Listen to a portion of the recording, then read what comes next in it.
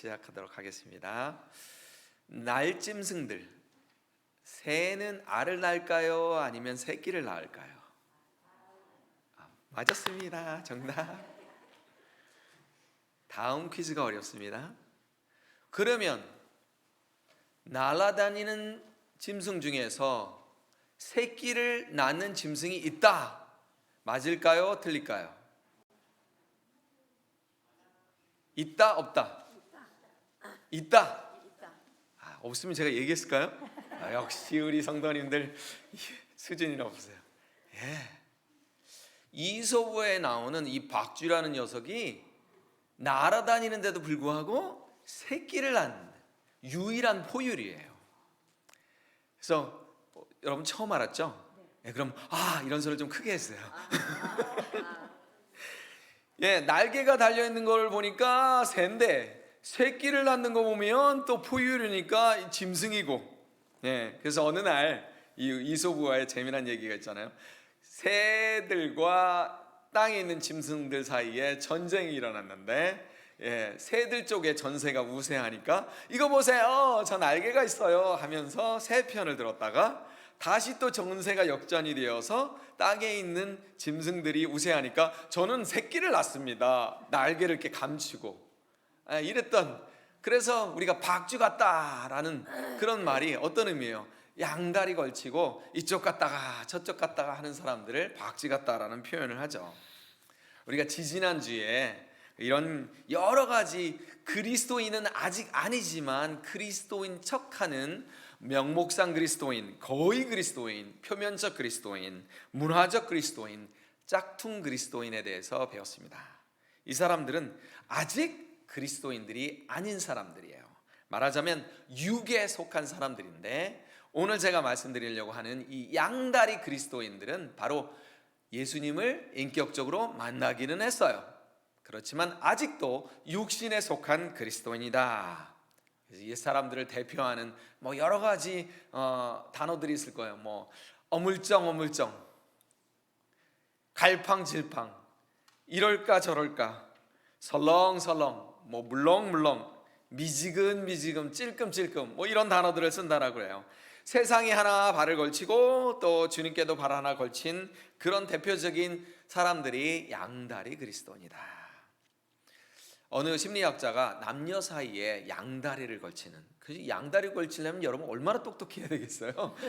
그렇죠? 알리바이를 맞추려면 똑똑도 해야 되고 재물도 있어야 되고 시간도 있어야 되고, 그런데 양다리를 걸치는 사람들이 있단 말이죠.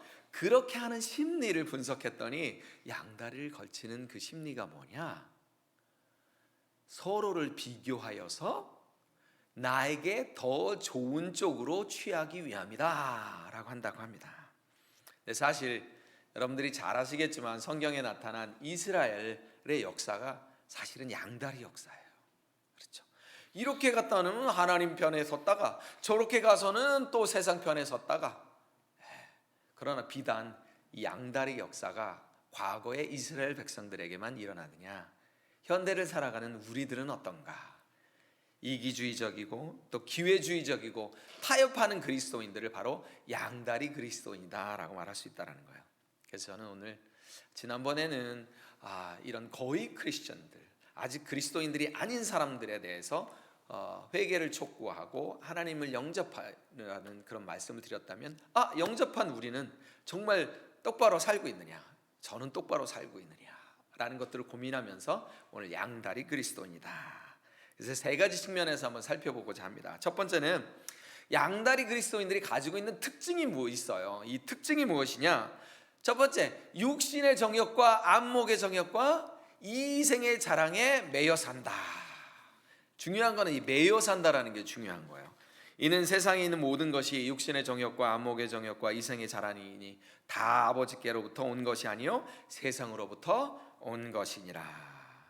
근데 이 뻔한 아주 오래된 트래디셔널 방법이에요. 사탄이 쓰고 있는 방법이, 육신의 정욕, 안목의 정욕, 이생의 자랑이 너무 오래된, 그런데 날띠 낡은 그런 방법인데 아직도 잘 먹히고 있기 때문에 사탄이 잘 먹히는데 왜 바꿔요? 그렇죠?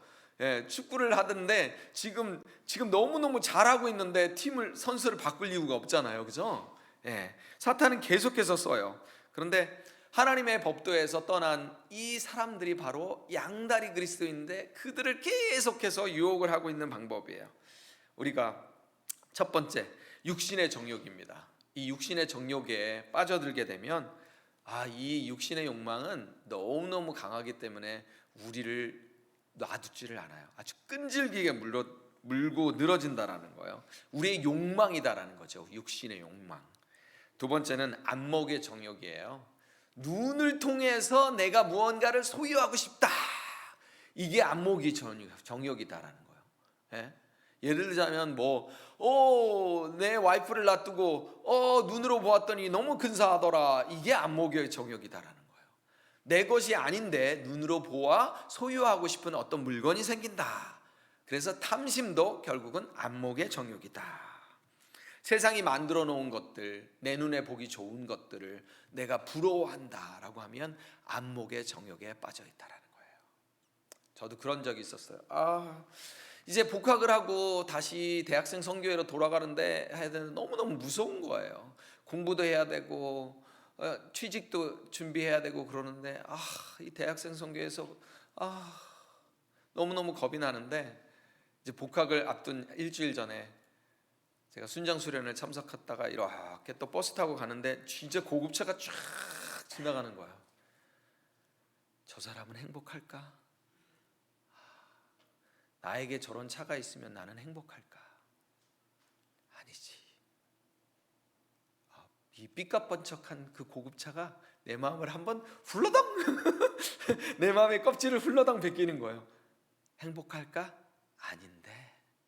이게 바로 안목의 정욕이다라는 거예요. 마지막으로 이생의 자랑은 과시하고자 하는 자랑이에요. 17세기 영국의 목회자가 이런 얘기를 했어요. 사람은 가장 처음에 아침에 일어나서 자랑이라는 옷을 입고 또 밤에 잠자기 전에 자랑이라는 옷을 벗는다. 우리가 사랑하는 것을 자랑하게 되어 있어요. 제가 학생들을 가르치면서 너가 제일 잘하는 거 얘기해봐. 아로나 너가 제일 잘하는 거 얘기해봐. 그러면 학생들이 저는 몰라요. 뭘 써야 될지 모르겠어요. 그럼 제가 뭐라 그래요? 엄마 아빠한테 가서 물어봐. 야, 10페이지도 넘게 얘기하실 거야. 사랑하면 자랑하게 되어 있어요. 어쩔 수 없다라는 거죠. 이 세상을 자랑하는 사람은 이 세상을 사랑하기 때문에 이 세상을 자랑한다라는 거예요. 자기의 업적, 계획, 소유하고 있는 것들을 자랑하게 되어 있다는 거예요. 그래서 우리 기독교 교부 대교부이신 어거스틴이 고백론에서 이런 말을 했어요. 칭찬을 좋아하는 자는 자기 개인의 영광을 내세우기에 이 말을 딱 제가 읽으면서 딱 나네 그랬습니다. 사방으로 돌아다니면서 거지가 동량을 구하듯이 다른 사람들로부터 칭찬을 구걸하고 수집한다. 여러분들은 해당 안 되시겠지만 저는 사방으로 어디 자랑할 데 없나? 근질근질해 죽겠는데 내가 툭 튀어나와서 말할 수는 없고 이야기를 그렇게 돌려가지고 내가 자랑할 수 있는 그런 환경으로 만들어가지고 내가 자랑하고 싶다라는 거예요. 사람들마다 가지고 있는 허영심이라는 공간이 있다라고 해요. 그 허영심을 공간이 자꾸 커진다라는 것입니다. 그렇기 때문에 사람들이 과소비를 해요. 왜 과소비를 할까요? 자랑하고 싶으니까. 명품백을 아무도 못 알아보는 곳에서는 명품백을 갖고 다닐 이유가 없다라는 거예요. 그걸 알아봐 주는 사람이 있어야지 그걸 갖고 다닐 의미가 있다라는 거죠. 교회에 다닌 우리들도 마찬가지다라는 거예요. 내가 했던 봉사, 내가 드렸던 헌금, 내가 교회에 했던 열정들에 대해서 다른 사람들이 알아주기를. 근데 우리 성경에는 뭐라고 그랬어요? 오른손이 한 일을 왼손이 모르게 하라. 그런데 우리는 어떻게 해요? 오른손이 한 일을 이 세상의 모든 사람들이 다 알게 하여라. 우리의 마음이다라는 거예요. 그게 이생의 자랑이에요. 사탄이 이 에덴 동산에서 아담과 하와를 유혹했을 때도 바로 육신의 정욕과 안목의 정욕과 이생의 자랑을, 그러니까 이 낡은 이 이 방법이 태초에 인간을 만들었을 때부터 있었다라는 거예요. 창세기 3장 6절에 보니까 하와가 선악과를 따먹습니다. 첫 번째 왜요? 먹음직했다. 이게 뭐예요?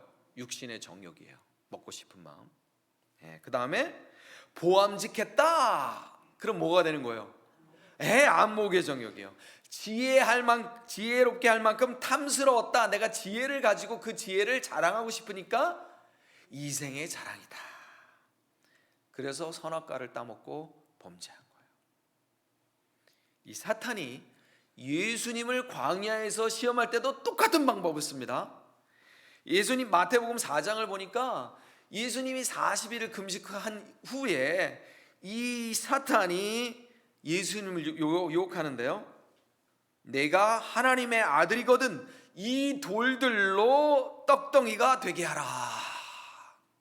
무슨 뜻이에요? 육신의 정욕으로 시험하고 있다라는 거예요. 그리고 또 지극히 높은 산으로 해서 데려가 가지고 천하 만국과 그 영광을 보여주면서 만일 내게 엎드려 경배하면 이 모든 것을 내게 주리라. 예수님께 다 보여주면서 예수님께서 다 보게 하면서 어떻게 했어요? 안목의 정욕으로 시험하고 있어요. 그리고 내가 만일 하나님의 아들이어든 뛰어내리라 라는 얘기는 뭐냐면, 자, 네가 하나님의 아들이야? 세상 사람들 다 보게 너가 하나님의 아들인지를 증명해 보아라.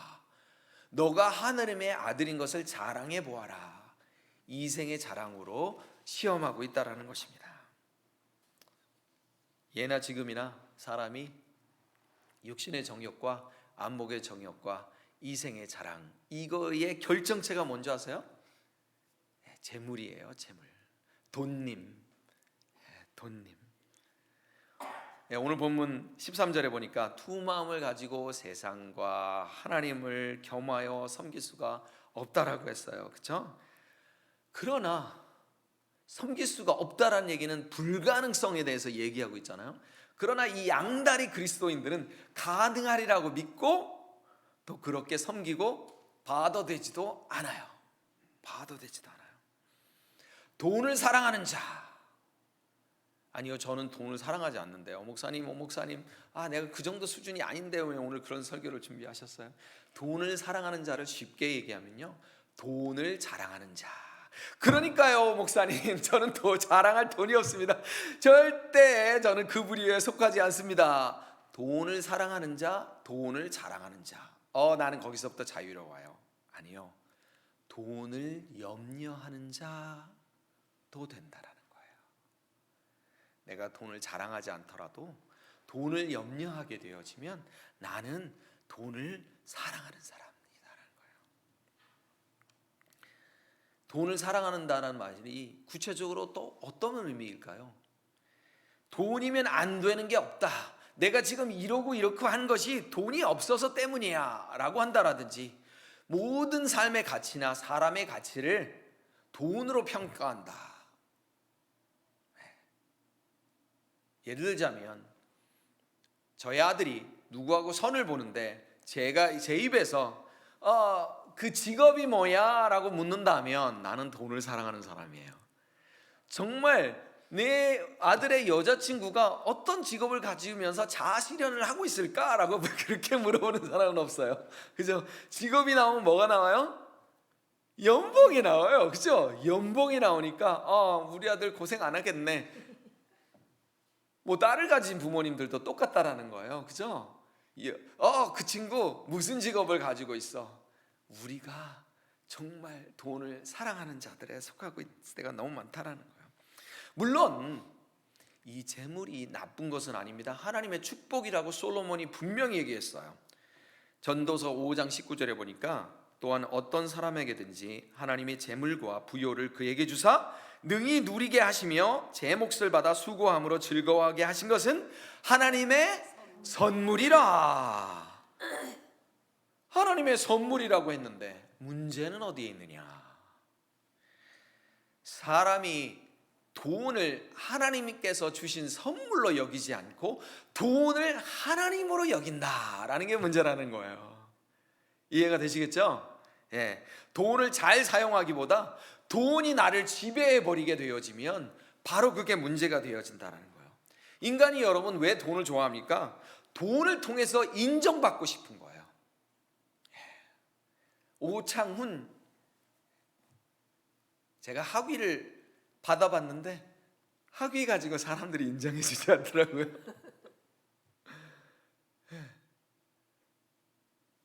사람들이 그 사람 어떤 사람이야 그러면 요즘 세대는 근데 이때도 똑같았던 것 같아요.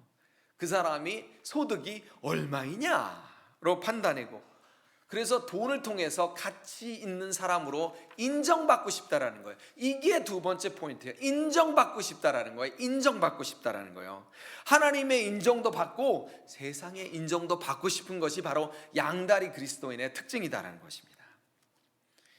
바리새인들은 사실 사람들의 칭송을 받던 사람이에요. 그래서 오늘 15절에 보니까 너희는 사람 앞에서 스스로 옳다 하는 자들이나 너희 마음을 하나님께서 아시나니 사람 중에 높임을 받는 그것은 하나님 앞에 미움을 받는 것이니라. 사람들에게 칭찬을 받고 있었어요. 예, 인정을 받고 있었어요. 그것을 추구하고 있었어요. 그러니까 하나님께서 이들을 미워할 수밖에 없다. 여러분, 세상의 명예를 얻는다라는 말의 반대말이 무슨 말일까요? 세상의 명예를 안 얻는다? 아니요, 세상으로부터 박해를 받는다. 박해는 그리스도인들에 대한 경의와 존경의 표시입니다. 내가 그리스도인으로서 세상으로부터 박해를 받는다라고 하면 이거는 존경의 표시예요. 그런데 사실 아무나, 사탄이 자기도 바쁜데 아무나 그렇게 박해를 하겠습니까? 박해도 레벨이 되어야 박해를 하는 것인데, 게으르고 주님께 마음이 향하여 있지 않고 또 아무런 세상에 영향력도 없는 사람은 아예 박해 자체가 없어요. 여러분들이 세상으로부터 박해가 있다라고 그러면 이렇게 내가 좀 내가 지금 하고 있는 일을 그대로 하면 사탄이 위협을 받을 정도의 일을 하고 있구나.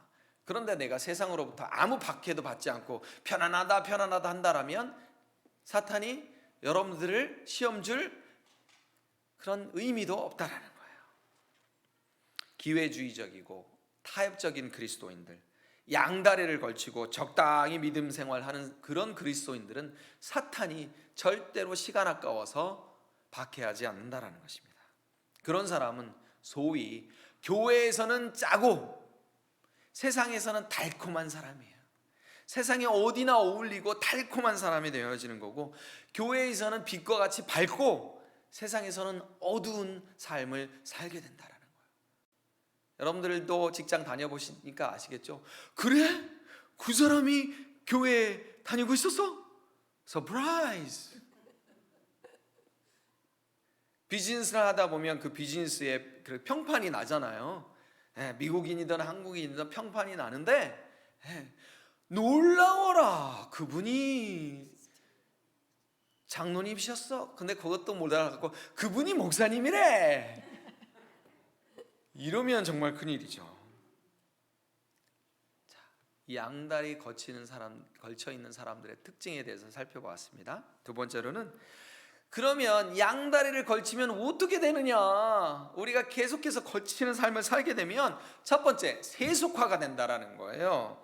예수님께서 불가능하다라고 하신 일을 우리들은 굳이 주여 제가 할 수 있습니다, 제가 양쪽 다 만족시킬 수 있습니다 라고 하면서 살아간다라는 거예요. 하나님도 쫓고 세상도 쫓고 권력도 잡고 또 하나님 섬기고 나 좋은 것도 하고 세상에서 좋은 것도 하고 주님이 좋은 것도 하고 하나님과 친구도 되고 세상과도 친구가 되고, 하지만 그 결과로 우리들의 욕심을 쫓다 보면 그리스도의 원하시는 표준에 도달할 수 없어서 우리가 그리스도를 닮아갈 수가 없다라는 거예요.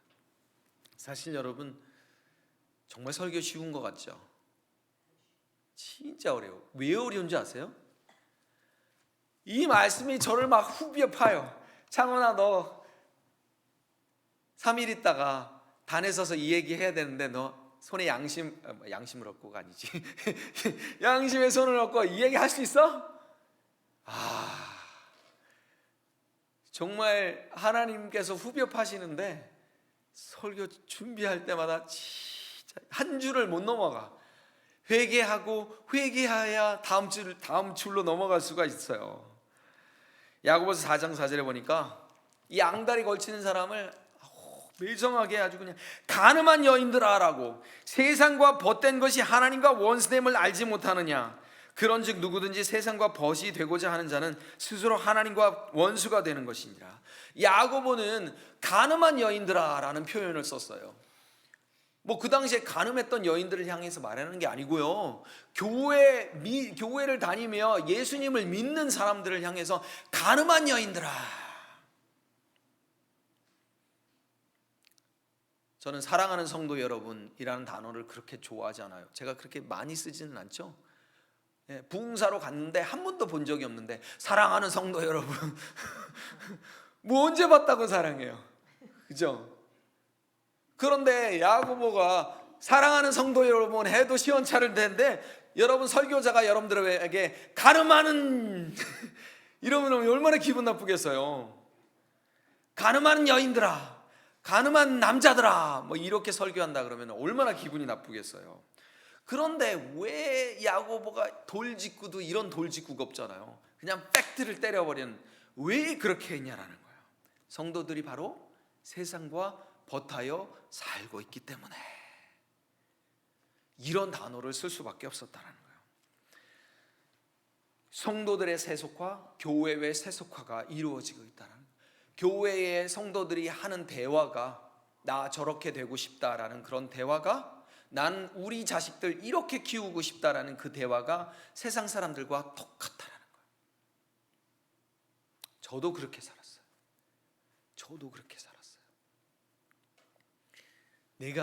제가 영어도 잘 못하죠.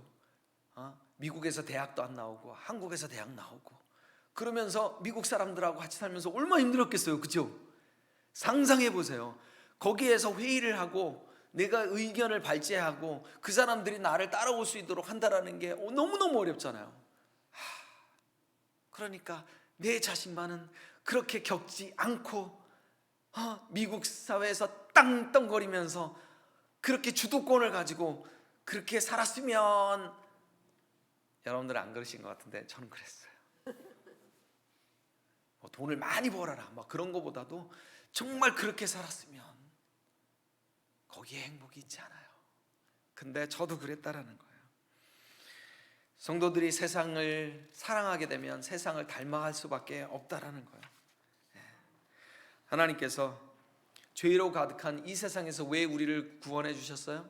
단순히 우리가 천국 가기라고 그런 게 아니고 세상에서 빛과 소금이 되어서 하나님의 나라를 선포하기 위해서. 그렇죠? 그런데 나를 보니 아이고 교회 가지 말아야 되겠다, 아이고 하나님을 믿으면 저렇게 되는 거야. 저희 아버님이 한 40년 정도를 부동산을 하셨어요. 그러니까 진짜 많은 곳을 돌아다니잖아요. 특별히 주일날 많이 돌아다녀요. 그런데 집안에 딱 절에다 했던 건 십자가 그려 있으면 볼 것도 없대. 그냥 싱크대에 그냥 설거지거리가 잔뜩 쌓여있다라는 거예요. 주일이니까 더 그랬겠죠. 저희 아버님이 아이고 그리스도인들은 게을러. 저희 아버님이 항상 하시던 말씀이시죠. 저 사람을 보니 내가 교회 가고 싶은 마음이 싹 사라져. 그리스도인들을 얼마나 욕심쟁이인 줄 알아요? 이래버리면 우리가 교회 가고 싶은 마음이 사라진다는 거예요. 우리에게 주신 빛과 소금의 역할을 우리가 감당할 수 없게 된다는 거예요. 두 번째는 이 양다리를 걸치게 되면 잠시 우리가 먹는 진통제와 같다는 거예요. 거듭거듭 다시 고통이 찾아와요. 아수르가 남유다를 침공했을 때 히스기야 왕이 어떻게 할 수 없으니까 인간적인 방법을 사용하게 됩니다. 그래서 인간적인 방법으로 아수르 왕에게 은과 금을 바치는데요, 깜짝 놀래. 여러분 은을 얼마 바쳤냐? 10톤. 여러분 은을 10톤 바쳤어요. 금을 얼마 바쳤냐? 금 한 돈이면 g인가요? 하여튼 몇 g이잖아요. 600g? 금을 1톤을 바쳤어요. 1톤을. 그래서 어떻게 무마했어요. 우리 좀 살려주세요. 제발 플리즈. 그러니까 그것도 모자라다고 그러니까 어떻게 해요? 성전에 있는 문과 성전 기둥에 있는 금까지 다 긁어내가지고 다 바쳤어요. 예. 우리 흔히 말하면 영끌, 여러분 들어보셨어요? 이거 아시는 분은 현대인이고 또 아주 신세대 분이에요. 영혼까지 끌어내서 다 썼단 말이에요. 그런데 이 아수르 왕이 잘 먹었어? 하고서 바로 침공을 해와요. 그제서야 히스기야가 아이쿠 하나님 잘못했습니다. 죄를 뒤집어 쓰고 제가 잘못했습니다. 인간적인 방법으로 하나님께 탈출구를 구했던 저를 용서하여 주시옵소서.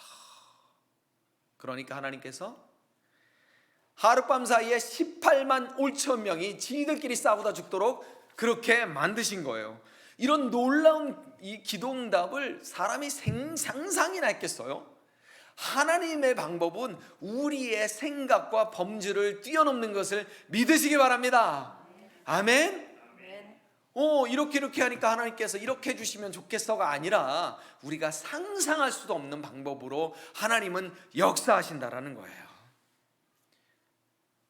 여러분 제랍주일에부터 이렇게 쭉 다 앉아 계시는데 사람마다 다 가지고 있는 문제와 또 아픔과 고통의 종류가 다 다르잖아요. 그렇지만 그 문제의 핵심과 문제의 본질은 뭐냐? 우리가 하나님만 의지하는가? 여기에 키포인트가 있다는 것입니다. 마지막으로 양다리를 거치는 양다리 그리스도인들의 숙제는 무엇이냐? 그럼 앞으로 어떻게 해야 되는 것이냐? 첫 번째, 색깔을 확실히 하라는 거예요. 겉으로는 하나님을 따르는 것 같은 색깔을 취하고 또 세상에 가서는 세상의 색깔을 취한다는 것이 아니고 그런 사람들을 뭐라 그러냐면 회색지대 신앙인, 회색지대라고 이렇게 얘기한다는 거예요. 예수를 그리스도를 믿는 것에 한 발, 세상에 한 발, 회색 믿음. 마태복음 25장에 보면 예수님께서 재림하실 때에 양과 염소를 갈라내신다라고 했어요. 그렇죠? 양은 하나님의 나라를 유산으로 받지만 이 염소는 영원히 꺼지지 않는 지옥불에 들어가게 되어지는데 이것이 바로 영적 분리수거다라는 얘기를 해봐요. 저희들이 분리수거 하잖아요, 그렇죠? 재활용품과 그렇지 않은. 제가 이 설교를 준비하면서 오디션 프로그램을 생각해놨어요. 같이 합숙을 하면서 한 달 동안 막 언니, 오빠 막 같이 팀워크를 이루면서 막 뭐를 하는데 떨어진 사람은 어떻게 돼요? 집으로 가는데 캐리어 끌고 질질질질 가는데 또 슬픈 음악이 거기 쭉 나와. 여러분 오디션 합숙소에서 집으로 가는 거가 그렇게 슬픈데 우리가 만약 이 영적 분리수거하는 그날 거기에 들지 못한다면 얼마나 비참하겠습니까? 여러분들이 잘 알고 있는 미국에서 가장 존경하는 대통령 그럼 딱 누가 나와요? 링컨 대통령이 나오죠. 어느 날 이 북군의 전세가 어려울 때 이 링컨 대통령이 기도를 하고 있었어요. 그러니까 참모 중에 하나가 대통령 각하, 하나님께서 과연 우리 편을 들어주실까요? 아니면 적군의 편을 들어주실까요? 여러분 다 알고 계시죠? 링컨이 뭐라고 대답했겠어요? 그것은 중요하지 않아요. 내가 하나님 편에 있는지가 중요한 것이에요. 아멘. 우리는 기도하면서 하나님께서 우리 편이 되어주기를 기도해요. 그러나 기도하지 않는 것이 있어요. 내가 하나님 편에 서게 해주세요라는 기도를 우리는 드리지 않는다라는 거예요. 모세의 인도를 받아서 홍해를 건너는 이스라엘 백성들, 앞에는 홍해가 있고 뒤에는 애굽의 병사들이 쫓아오고 있는데 그때 하나님께서 모세에게 이런 말씀을 주십니다. 같이 한번 읽어볼까요? 모세가 백성에게 이르되 너희는 두려워하지 말고 가만히 서서 여호와께서 오늘 너희를 위하여 행하시는 구원을 보라. 너희가 오늘 본 애굽 사람을 영원히 다시 보지 못 아니하리라. 여호와께서 너희를 위하여 싸우시리니 너희는 가만히 있을지니라. 가만히라는 단어가 2번 나와요. 무슨 뜻이에요? 아멘. 하나님께서 싸우실 것이다. 그렇죠? 하나님께서 하실 것이니까 그냥 너희는 나만 의지하면 돼. 그리고 가나안을 모세가 정탐꾼을 보내요. 그런데 2명만이 크고 위대하고 뭐 많고 이런 거에 포커스 두지 아니하고 하나님만을 보게 되었다라는 거예요. 하나님과 바알을 섬겼던 이스라엘 백성들에게 열왕기상 18장에 또 뭐라고 나와요? 엘리야가 둘 사이에서 왜 머뭇머뭇거리느냐고 그렇게 혼합주의에 빠져있는 이스라엘 백성들을 책망합니다.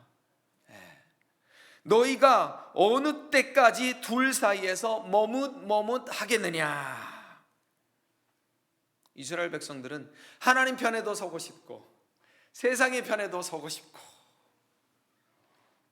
그래서 이 엘리야 선지자가 색깔을 확실히 해. 어느 편에 설 거야 라고 지금 추궁하고 있는 거예요. 하나님을 택하자니 세상이 아깝고요, 세상을 택하자니 또 듣고 본 것은 있고요. 그렇죠? 하나님을 택했을 때 하늘에서 불이 내려와 번제물과 돌까지 다 태워버리고 그제서야 여호와는 하나님이시다 이렇게 고백을 한다는 거예요. 또 우리에게 주어진 숙제가 뭐냐면 어떻게 해야 되냐면 세상을 거슬러 살아야 한다는 얘기예요. 여러분 체육관에 가면 짐에 가면 트레드밀이라는 거 하는 머신이 있어요. 그렇죠? 온 했으면 어떻게 가야 돼요? 가만히 있으면 어떻게 돼요? 뒤로 넘어가 버리잖아요. 온을 안 하든지 온을 했으면 걷든지 뛰든지 해야 된다는 거예요. 우리가 그리스도를 우리의 인격적인 구주로 영접했으면 온한 거예요. 온했어요. 그럼 우리가 걷든지 뛰든지 해야 되는데 우리가 후퇴는 없다라는 거예요. 살아있는 물고기는 물을 거슬러 올라갈 수 있지만 죽은 물고기는 절대로 물을 거슬러 올라갈 수 없습니다. 물이 내려가는 방향으로 죽은 물고기는 떠내려갈 수는 있지만 거슬러 올라갈 수는 없다라는 거예요. 세속의 물결을 따라 그냥 따라가게 된다라는 것은 죽은 물고기다라는 거예요.